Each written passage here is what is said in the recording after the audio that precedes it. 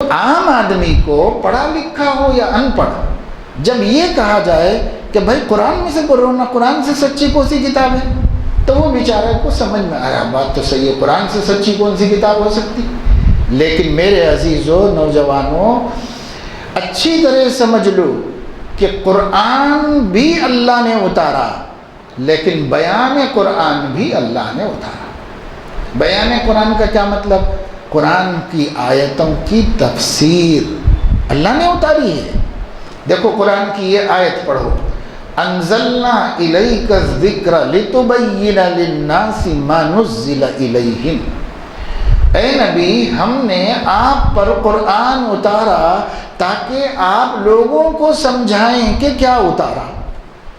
تو اب بتاؤ کہ نبی کو سمجھانے کی ذمہ داری دی گئی نا، تو پھر نبی 23 سال تک قرآن سمجھاتے رہے، وہ جو سمجھایا ہے اس کو نہیں لیں گے تو قرآن کیسے سمجھیں گے؟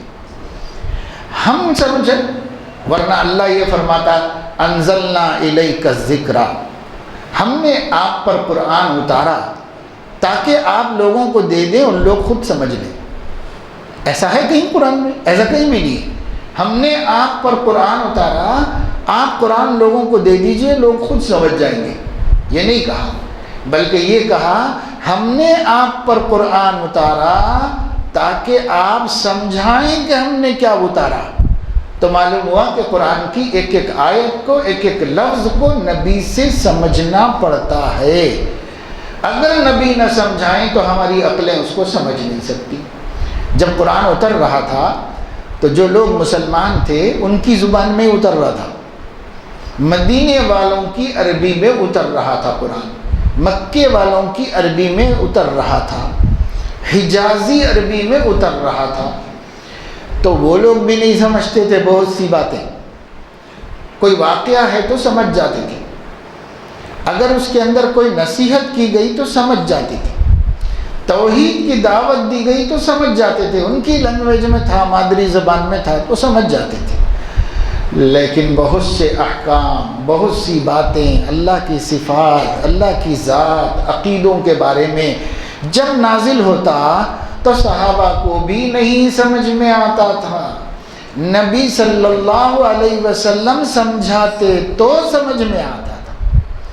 اب آپ کیسے بول سکتے ہیں کہ بھئی قرآن کافی ہے ہم کو؟ کیسے بول سکتے ہیں؟ کافی ہے قرآن، مگر سمجھیں گے کیسا؟ اللہ کی زبان ہے، اللہ کا کلام ہے، اللہ کے بعد جو سب سے زیادہ علم والا ہے وہ نہ سمجھائے تو ہم سمجھ نہیں سکتے۔ اللہ کے بعد زمین آسمان میں سب سے زیادہ علم کس کو ہے؟ ہمارے آقا صلی اللہ علیہ وسلم فرمایا اوتیت علم الاولین والآخرین، میں پہلوں کا بھی علم دیا گیا ہوں، بعد میں آنے والوں کا بھی علم، سب کا علم میرے پاس ہے۔ یعنی جتنے انبیاء آپ سے پہلے آ کر 1.25 لاکھ نبیوں نے انسانیت کو ہدایت دی تھی، وہ نبی کے علم سے علم لے کر ہدایت دی تھی، اور ان کے بعد قیامت تک جتنے علماء دنیا کو ہدایت دے رہے ہیں وہ آپ کے علم سے علم لے کر دے رہے ہیں۔ تو اوتیت علم الاولین والآخرین، ایسی ذاتی نبوت حضور صلی اللہ علیہ وسلم کی ہے کہ کسی نبی کی نبوت بھی ذاتی نہیں۔ حضور علیہ السلام کی نبوت ذاتی ہے۔ یہ ایک سورج ہے، کل جتنے چراغ، کل جتنے ستارے چمکے تھے، کل کی رات میں جتنے ستارے چمکے تھے اسی سورج سے روشنی لے کے چمکے تھے، اور کل کی رات میں جتنے ستارے چمکیں گے وہ اسی سورج سے روشنی لے کے چمکیں گے۔ اس لیے ہمارے آقا نبوت کا سورج ہیں، تمام انبیاء جو پہلے آئے ان سے لے کر روشنی دی انسانیت کو، اور تمام علماء جو قیامت تک آئیں گے ان سے لے کے روشنی دیں گے، اور نبی تو کوئی آئے گا نہیں ان کے بعد، علماء آئیں گے، علماء بھی ان سے روشنی لے کے روشنی دیں گے۔